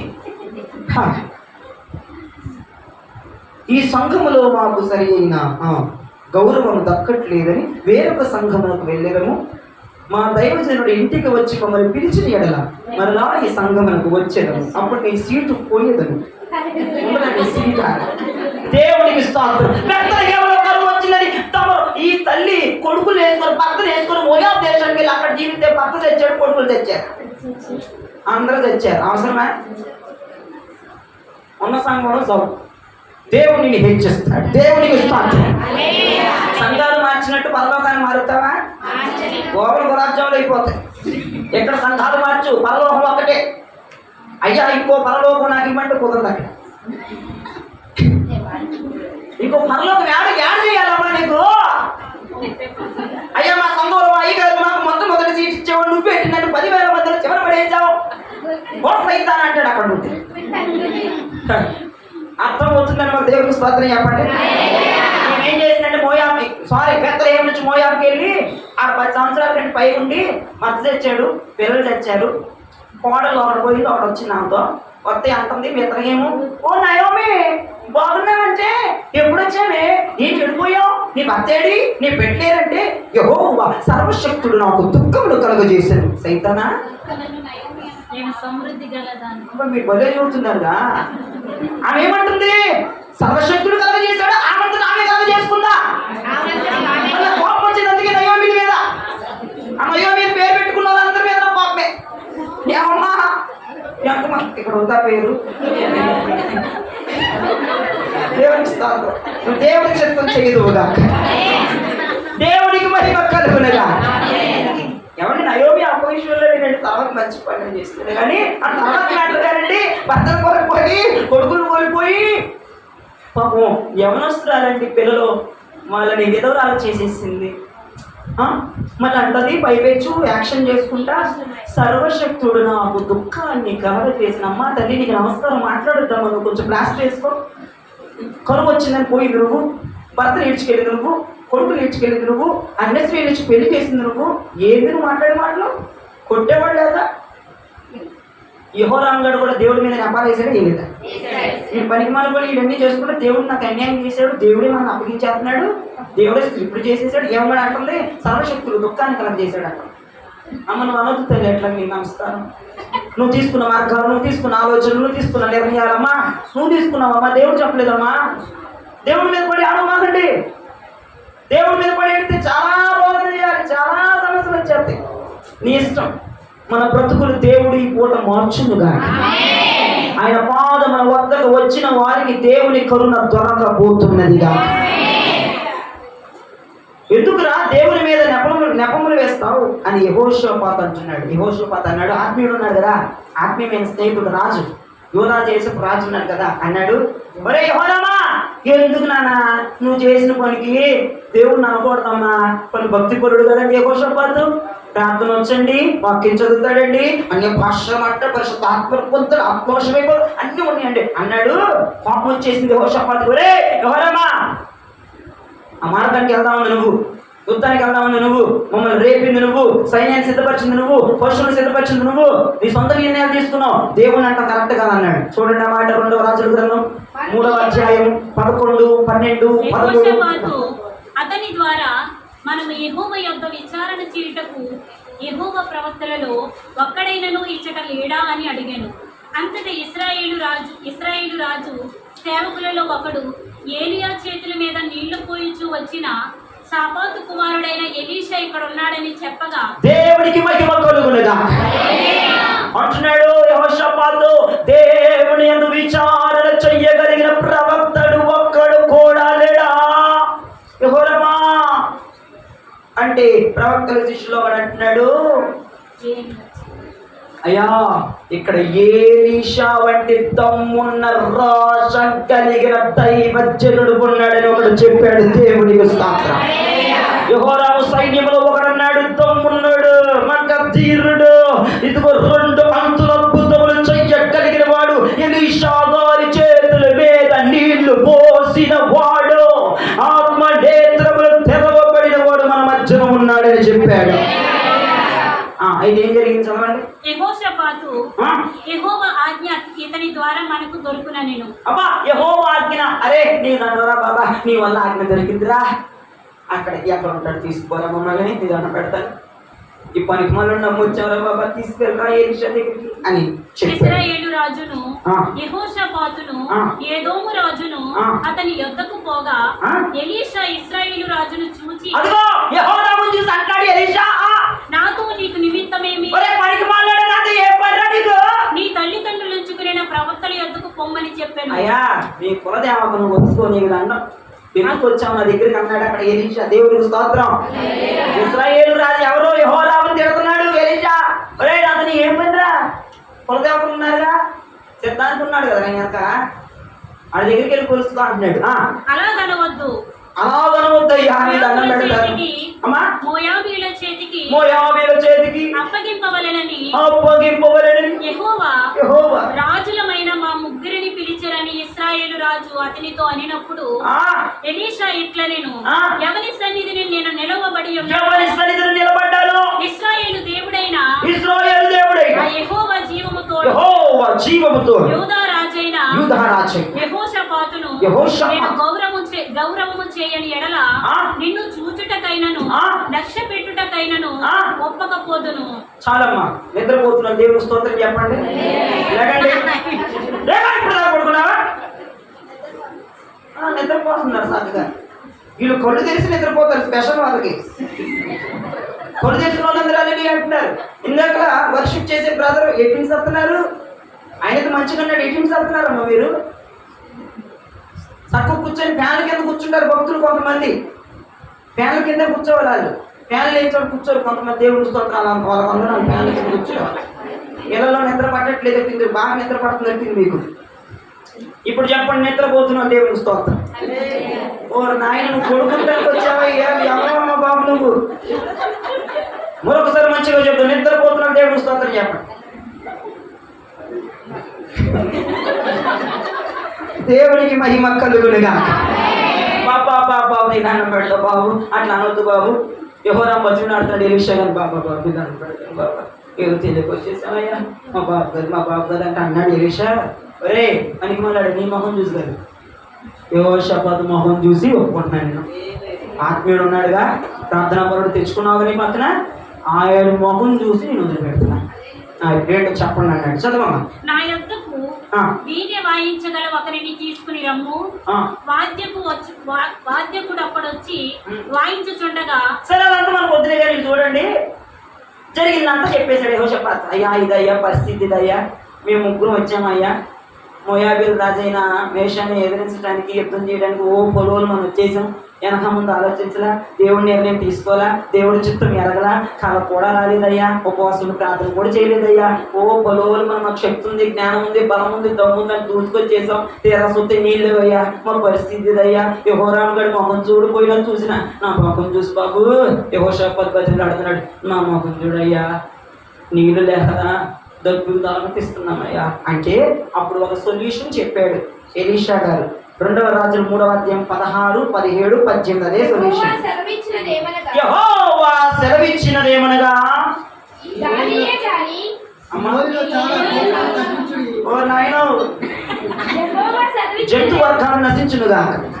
యెహోవా సెలవిచ్చినదేమనగా యెహోవా సెలవిచ్చినదేమనగా ఈ లోయలో చాలా గోత్రులను త్రవ్వించుడి. ఈ లోయలో చాలా గోత్రులు తవ్వండి. యెహోవా సెలవిచ్చినదేమనగా యెహోవా సెలవిచ్చినదేమనగా గాలియే గాని గాలే గాని వర్షమే గాని రాకపోయినను మీరును మీ మందలను మీ పశువులను త్రాగుటకు ఈ లోయ నీళ్లతో నిండును. నీళ్లతో నిండున గట్టిగా చప్పట్లు పెట్టి ప్రభువు నామమును ఘనపరచు. ఎలీషా గారు మంచి మాట చెప్పారు. ఏమయ్యా, ఈ లోయలో చాలా ఓడులు తవ్వబడిన, మీరు తవ్వితే వర్షం రాదు, గాలి రాదు, వాటంతటవే లోయలు నిండిపోతాయి. దేవునికి స్తోత్రం చెప్పండి. ఆ కోతులన్నీ నీళ్ళతో నిండిపోతాయి. ఎట్లా నిండుతాయి అని నన్ను అడగద్దు. కోతులతో పని మీది నింపే పని ఆగింది. కోతులు తవ్వమని చెప్పా, నువ్వేం చేస్తావు చెప్పనా? ఒక మాట చెప్తే ఎంతొత్తాయి అంట, ఎంతొత్తాయే పుల్లా ఆడు చెప్పటం నువ్వు ఏంటో పనికి మాట్లాడు సుప్పనాథుడు అంతే చెప్తాడు అష్టగాడు. ఎంతొత్తాయే కాపులు వద్దుయా చూస్తానే రమ్మని కాకి వస్తే చూడు సుప్పనాథ్ దాన్ని కూర్చొని చూడొస్తే సాయంత్రం కల్లా ఒక బిర్యానీ పొట్టలు దేవుడికి స్తోత్రం చెప్పు. నువ్వు స్టోర్ మీద నువ్వు బిర్యానీ వస్తుంది సాయంత్రం దేవుడికి మధ్య కలుగుండగా అని పిచ్చి పిచ్చి క్వశ్చన్ ఇలా. ఎలిషా గారు అసలుకే కోపం ఉన్నాడు ఆయన యెహోరాము గారిని చూసి. నువ్వేంద్ర నా దగ్గరికి వచ్చా, మీ కొరకు ఎంతమంది పో అంటే యెహోషాపాతు కూడా బాబాకు నా మొహం చూసాయి అంటే ఒక దేవుని వద్ద నుంచి సెలవు ఇచ్చాడు. దేవునికి స్తోత్రం. నీళ్లు కావాలి అంతేగా, మీ దాహం తీరాలి అంతేగా. ఈ లోయలో చాలా కోతులు కావాలి, వనారాదు గాలి రాదు, కోతులు ఇంటిపోతే నీళ్ళతో. మరో మాట మాట్లాడకుండా కోతులు తవ్వటం ప్రారంభించారు. మోకరించి నడుము వచ్చి కోతులు తవ్వటం ప్రారంభించారు. వినండి, మీరు వినండి. ఆ వేకువజామునే యెహోవాకు దహన బలి జరిగేటువంటి ఆ సమయంలో ఎక్కడి నుంచి వచ్చిందో తెలియవు నీళ్ళండి. వీళ్ళు కోతులు తవ్వారు. ఆ నీళ్ళన్నీ, ఆ కోతులన్నీ పుష్టిగా నీళ్లతో నింపబడిపోయి దేవుడికి వాళ్ళు కోతులు తవ్వారు. ప్రైజ్లార్డ్ చెప్పండి. కోతులు తవ్వేశారు. ఈ లోయలో చాలా కోతులు తవ్వారు. కోతులు తవ్వగా వాక్యం అనే నీరు ఆ కోతులు నిండిపోయింది. పరిశుద్ధాత్మ అనే నీరు ఆ కోతుల్లో తొమ్మిగా నిండిపోయింది. ఎక్కడి నుంచి వచ్చిందో అట్రాస్గా నింపి. కానీ నువ్వు తవ్వటం నేర్చుకుంటే నింపటం ఆయన రెడీ చేస్తాడు. నేర్చుకో. నువ్వు క్వశ్చన్ మాకు చెప్పాము చేయంతే. ఎలా వస్తాయి, ఎట్ట వస్తాయి, ఎవడిస్తాడు, ఎవడొస్తాడు, మొహం ఏంటో, ముక్కు ఏంటో, పేరు ఏంటో, ఊరు ఏంటో అంటే నీకు అనవసరం. తప్పమన్నాం తవ్వు. ఇప్పుడు దీనికి ఒక ఆత్మసత్యాన్ని చెప్తాను. ఎక్కడ తవ్వుతావు వెళ్ళి? ఏమో ఎదురేమి తవ్వుతుంది మమ్మల్ని అంటారు వచ్చి మాస్టర్ గారు నేను నన్ను బలేదాన్ని లేకుండా ఏడపోతుంటావు, ఏడ పడేస్తావమ్మా లారీని బస్సుల్ని కాదమ్మా, ఎక్కడ తవ్వుతావమ్మా అంటున్నా. ఎక్కడ గుంటలు పెడతావా? అక్కడ కొనియమ్మో ప్రార్థన చేస్తే తొమ్మినట్టేనా?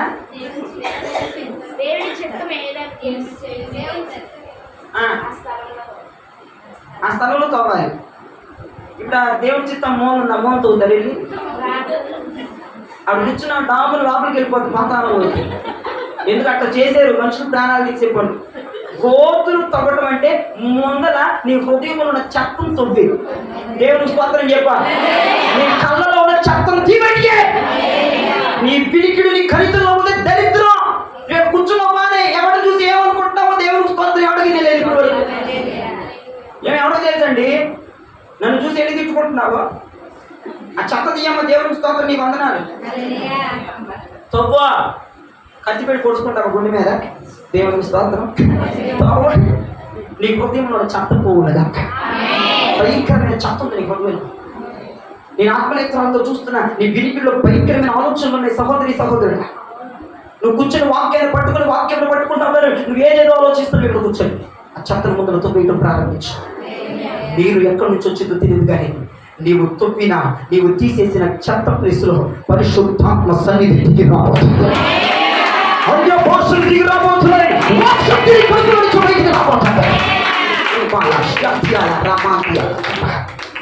నింపేస్తాడు దేవునికి మహిమ కలుగునగా. నీళ్ళు ఎట్టొద్ది, ఆత్మ ఎట్టొస్తుందని అడగొద్దా. నువ్వు తప్పటం నేర్చుకో. నీ హృదయంలో ఎంతో చెత్త ఉంది తెలుసా? నీ నోటి మాటలు ఎంతో చెత్త ఉంది తెలుసా? హల్లెలూయా అని పలికిన నీవు బూతులు బాగా పెడతావంట. దేవునికి స్తోత్రం. ఆ చెత్త తెరిచేసాయి, ఆ చెత్త తీసాయి. నీ నోటిని తోపు, నీ హృదయాన్ని తోపు, నీ కణితులు తోపు, నీ ఆలోచనలు తోపు, నీ తలలు తోపు. తొంభై పరిశుద్ధపరచబడు.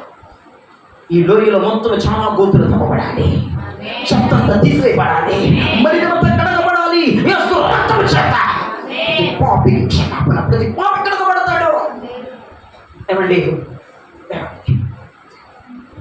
నా 12వ సంవత్సరం నుంచి దేవుడిని పట్టుకోవడం ప్రకటించాడు. నా జీవితాన్ని ప్రభుకు సమర్పించేస్తున్నాను. నా బ్రతుకులు ప్రభుకు సమర్పించుకున్నాను. నా స్నేహితులు వదిలిపెట్టేశాను. నా ఫోన్లో ఉన్న స్నేహితులు కాంటాక్ట్లు తీసేశాను. ఎవరితో మాట్లాడట్లేదు, ఎవరితో నా బంధువుల కొంపలు కూడా నేను వెళ్ళట్లేదు. ఏ పెళ్లికి నేను వెళ్ళట్లేదు, ఏ ముచ్చట్లు నేను పెట్టట్లేదు. ఉంటే ఒక గదిలో పడి సస్తా, ఒక అనాదిగా, ఒక దిక్కుమాల వాడిగా ఒక గదిలో పడి వాక్యాన్ని ముందేసుకొని నాతో మాట్లాడు ప్రభువా, నన్ను దర్శించు ప్రభువా, నా సంఘానికి ఇదేనా పోలా. మా ఫ్రెండ్స్ ఫోన్ చేసినా నేను లిఫ్ట్ చేయను, కట్ చేసేస్తాను, బ్లాక్లో పెట్టేస్తాను. అని చాలాసార్లు ఏంట్రా మాతో మాట్లాడట్లేదు, నువ్వు పాస్టర్ అయితే అయ్యావు ఒక మాట మాట్లాడు. నేను డిగ్రీ డిస్కంటిన్యూ చేసేసాను. దేవుడు నాతో చెప్పాడు సంపూర్ణమైన సేవా జీవితాన్ని చేయాలి. వెంటనే కాలేజీకి వెళ్ళాను. నా తల్లిదండ్రులు వ్యతిరేకం, నా తల్లిదండ్రులు పచ్చి విగ్రహారతికులండి. మా ఫ్యామిలీలో ఎవడూ లేడండి పాస్టర్. దేవుడు ప్రణాళికలో నేనున్నాను, దేవుడు నన్ను ఎన్నుకున్నాడు. మా తండ్రి పచ్చి తాగుబోతండి, మా తండ్రి పచ్చి తాగుబోతాం. నోరెత్తితే ఎవరికి రావు, బూతులు ఆయనకే వస్తాయి. మా చెల్లి ఉంది, నాకు సహోదరి ఉంది. చిన్నప్పటి నుంచి భయంకరమైన బాధలు మేము పడ్డాం, భయంకరమైన కష్టాలు మేము పడ్డాం. మా తండ్రి ఎందుకు తన్నేవాడో మాకు తెలియదు, బట్టలు కూడా తీసి తన్నేవాడు. ఇదే బైబిల్ని కొన్ని సంవత్సరాల క్రితం నాతో తొక్కించాడు. మా నాయనమ్మ ద్వారా మేము రక్షించబడ్డాం. సండే స్కూల్కి తీసుకెళ్తాం, మేము సండే స్కూల్కి వెళ్తున్నామని రాత్రిపూట 1 గంటకి బైబిల్ మీద నా చిన్న పాదాలు వేసి తొక్కిన రోజులు ఉన్నాయి. నా దేవుడి మనసులో స్తుతించు ప్రభువా, నేను చేస్తుంది తప్పే. నా తండ్రి చేతులు లావటి కర్ర ఉందయ్యా, దాని నుంచి తప్పించుకోవాలంటే నా చిన్న పాదాలు నీ మీద పెడుతున్నాను మొయ్యయ్యా అని దేవుడిని అడిగిన ప్రాప్తి. అందుకే ఇది నా నెత్తి మీద పెట్టుకొని తిరుగుతుందని ఆ రోజు నా తండ్రి తొక్కించి 500 రూపాయల నోటిని కాల్చేటట్లు చేశాడు. ఒక పచ్చి సైకోలాగా బిహేవ్ చేసేవాడు. దేవుడు అందుకేనేమో నన్ను ఎన్నుకుంది. ఈ పూట నా తండ్రి కూడా మార్చబడ్డాడు, విడిపించబడ్డాడు. ఏ సిద్ధాంత దగ్గరికి వెళ్ళలేదు, మోహకరించి కోతులు తవ్వడం ప్రారంభించా. లోయలో చాలా కోతిని నా ప్రభు నింపేశాడు, పరిశుద్ధాత్మతో నింపేశాడు, వాక్యముతో నింపేశాడు. ఇప్పుడు నా తండ్రి నాకు సహకరిస్తున్నాడు, ప్రార్థనకి సహకరిస్తాడు. నా తండ్రి మారడు అన్నారు తెలుసా.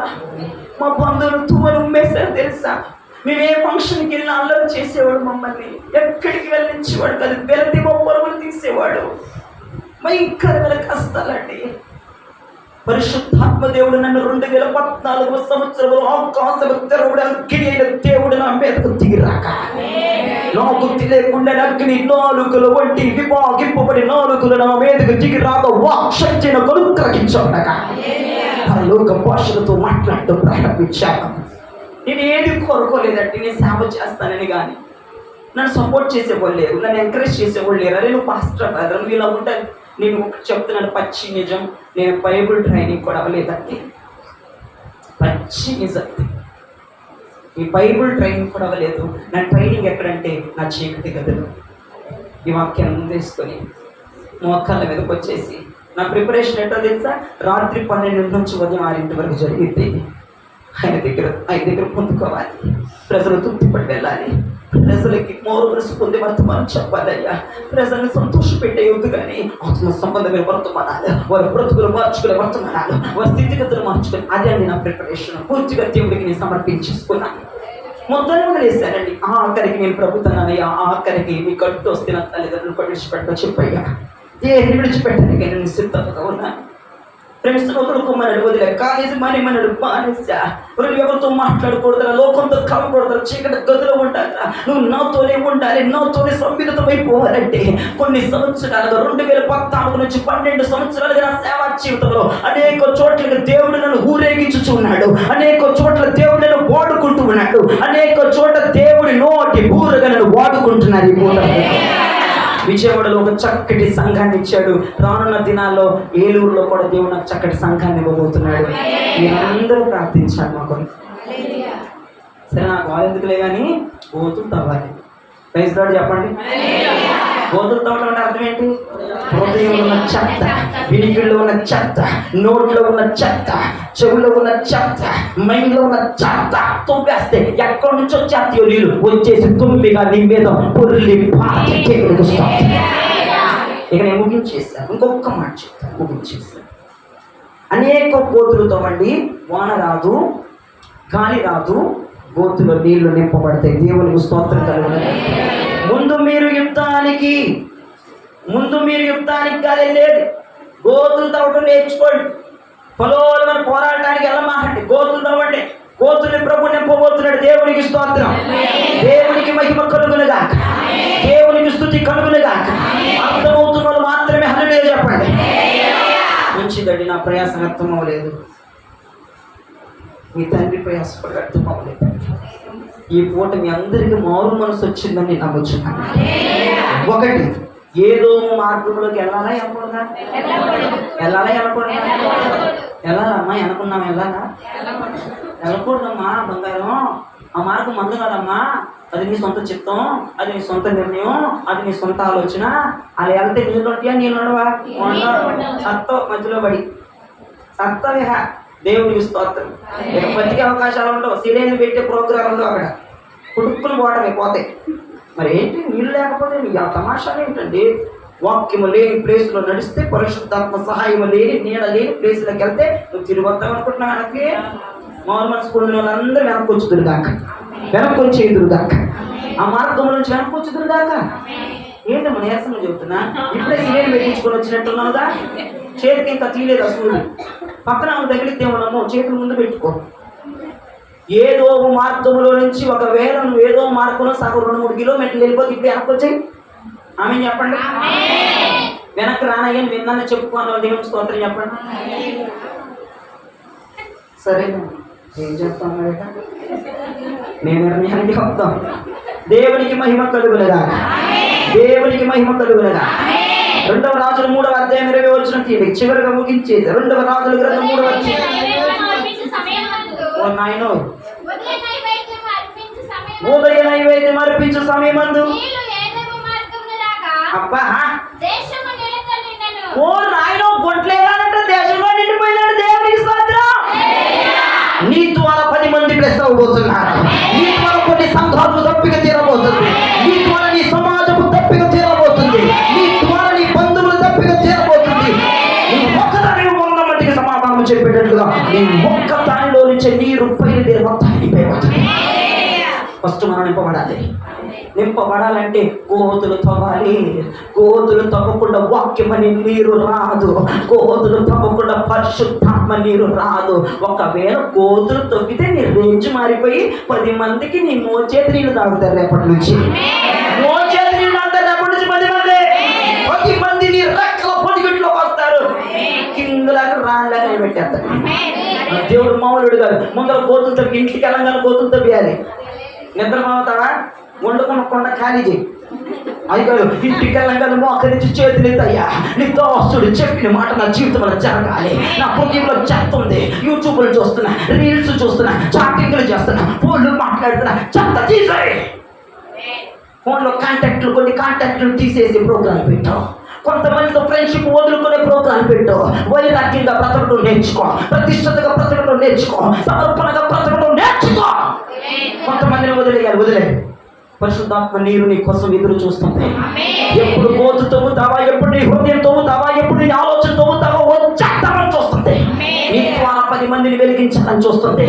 2 సంవత్సరాలైన చాటింగ్లు మాట్లాడతా. హలో చీటీ ఏంటంట చీటీ, ఆ చీటీ పేరు తీసేయి. ఇంటికి వెళ్ళాలి. ఎవడరా సీటీ? ఎవడు సీటీ?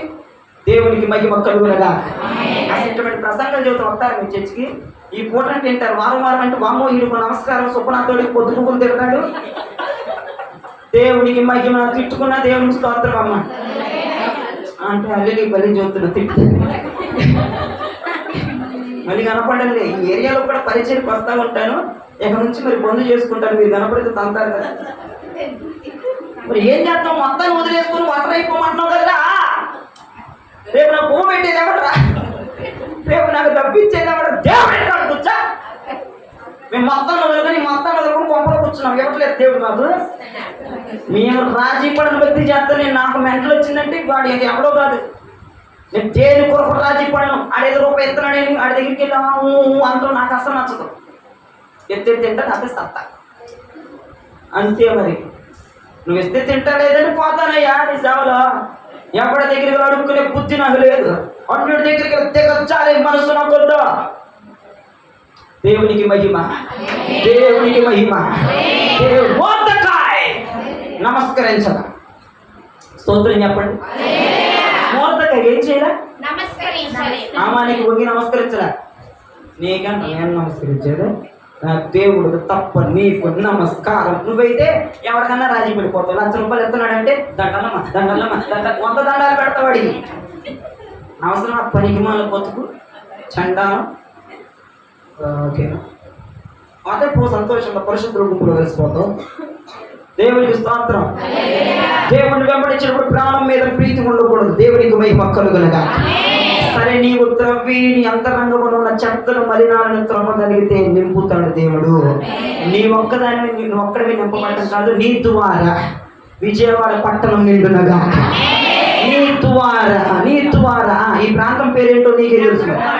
రామర్పాడు నిండి పోవునగా. ముచ్చట్లు పోనా, సెల్ఫీలతోనా, స్ట్రైటింగ్ తీసి దానిలో అయితాను. అమ్మో నేను బైబుల్లో ఏం చెప్తున్నా తెల్లా. నీకు నమస్కారం. మీ అయ్యగారి దగ్గరికి వెళ్ళి ఎవరు తేమన్నారయ్యా నువ్వు జల్లంటే వేసుకొచ్చావు. నేనేం చెప్పింది నీకు? సునీల్తో కవర్ చేయి. దేవునికి మహిమ కలుగునగా. ఆ కోతుల్లో నీళ్లు నింపబడతాయి. వారు వారి సైన్యం వారి మందరు తప్పి తీర్చుకున్నారు. అంతేకాదు వీరి అవసరాలన్నీ తీరిపోయింది. దేవునికి స్తోత్రం. నువ్వు కనుక చెత్త తోపేసావు అనుకో, నీ అవసరాలన్నీ తీరిపోతాయి. అవసరాలన్నీ తీరిపోతాయి. ఆ నీరు రాగా 3 రాజులు తాగారంట, సైన్యమంతా తాగిందంట, పశువులంతా తాగారంట. అబ్బా, వాళ్ళ అవసరాలన్నీ తీరిపోయాయంట. దేవుడికి మహిమ కలుగును. రెండోది ఒక మాట అన్నాడు అక్కడ, మోయాబీయులను దేవుడు వారి చేతికి. బైబిల్లో ఉందా? నేను చెప్తున్నాను సొంత మాట. యుద్ధం చేస్తే అప్పగించబడ్డారు, యుద్ధం చేయకుండా అప్పగించబడ్డారు. కోతులు తొమ్మిది శత్రువు సరెండర్ అయిపోతాడు వచ్చేసి దేవుడికి ఇస్తాడు. నీకు దండమే, నీ ప్రాంతాలకు దండమే, నన్ను క్షమించే అని పాదాల దగ్గర పడిపోడు శత్రువు వచ్చి. నువ్వు భయపడిపోయి తాళ్ళు గట్ట, నిమ్మకాయలు పెట్ట, కొబ్బరికాయలు తల మీద కొట్టుకో. ఆడు భయపడి నీకు సాష్టాంగ నమస్కారం చేసేయాల. వామ్మో, ఇది కోతులతో వేసింది, దేవుడు ఆత్మతో నింపేశాడు, వాక్యంతో నింపేశాడని చెప్పేసి మోయాబీయులు చేతికి సంఖ్యలు ఏమని నీ దగ్గరకు వచ్చి అడుక్కుంటున్నారంట. అంతకంటే పిచ్చి మాట ఇంకొంత చెప్పు. అసలు నేను ఈ వాక్యం దేవుడు నాకు చెప్పిన కాడ నుంచి పిచ్చెక్కిపోతుంది నాకు. అయ్యా, శత్రువులు నాకు పెద్ద ఇబ్బంది ఉండకూడదు. నా ఇంటికి వచ్చి మరే నాకు సంఖ్యలు లేరని చెప్పాలి. ఏందిరా యుద్ధం చేయని? యుద్ధం వద్దులే బాబా, తొమ్మిది సార్లు తొవ్వి దొమ్మిగా నింపేసుకుంటున్నాం. మొత్తం నీరు పొంగిపోయి దేశాలు తాగుతున్నాయి, నేను జయించలేనని మోయాబీలందరూ వచ్చి నీకు సరెండర్ అయిపోతున్నారు. అప్పుడు నీకు సరెండర్ అయిపోతున్నాయి, రోగాలు నీకు సరెండర్ అయిపోతున్నాయి, నిందలు నీకు సరెండర్ అయిపోతున్నాయి, శత్రువులు వాడు నీకు లొంగిపోతున్నాడు. ఇప్పుడు దాకా లొంగల, ఇప్పుడు లొంగుతాడా? ఎప్పుడు లొంగుతాడు? నీకు నిలబడితే లొంగిపోతాడా? ప్రభువారి దేవునికి స్తోత్రం చెప్పండి. ప్రభువడం అంటే ప్రార్థన ఒక్కటే కాదు, ప్రాక్టికల్స్ చేయండి. తీసేయాల్సింది తీసేయండి. ఫోన్లో కానీ, చూపుల్లో కానీ, గిడిపిల్లో కానీ, నోరులో కానీ, హృదయంలో కానీ తీసేయాల్సింది తీసేయండి. ప్రార్థన సంగతి తర్వాత, ముందు తీసేసి ప్రార్థన చేయండి. అప్పుడు నింపేస్తాడు, నీ అవసరాలన్నీ తీరిపోతే. అంతేకాదు నువ్వు ఇన్ని సంవత్సరాలు పోరాడుతున్నాడు వచ్చి ఈజీగా ఉండిపోతాడు. అర్థమైన దేవుని స్తోత్రం చెప్పండి. ఈ వాక్యాన్ని బట్టి ప్రభు మిమ్మల్ని దీవించుగా. ఇంకా చెప్పాలి కానీ 2 గంటలు బట్టి ఇట్లా వద్దులేండి. చెప్పు, అయిపోయింది. దేవునికి స్తోత్రం. ఈ వాక్యమును బట్టి ఇప్పుడు మీరు పశ్చాత్తాపంతో ప్రార్థన చేయండి.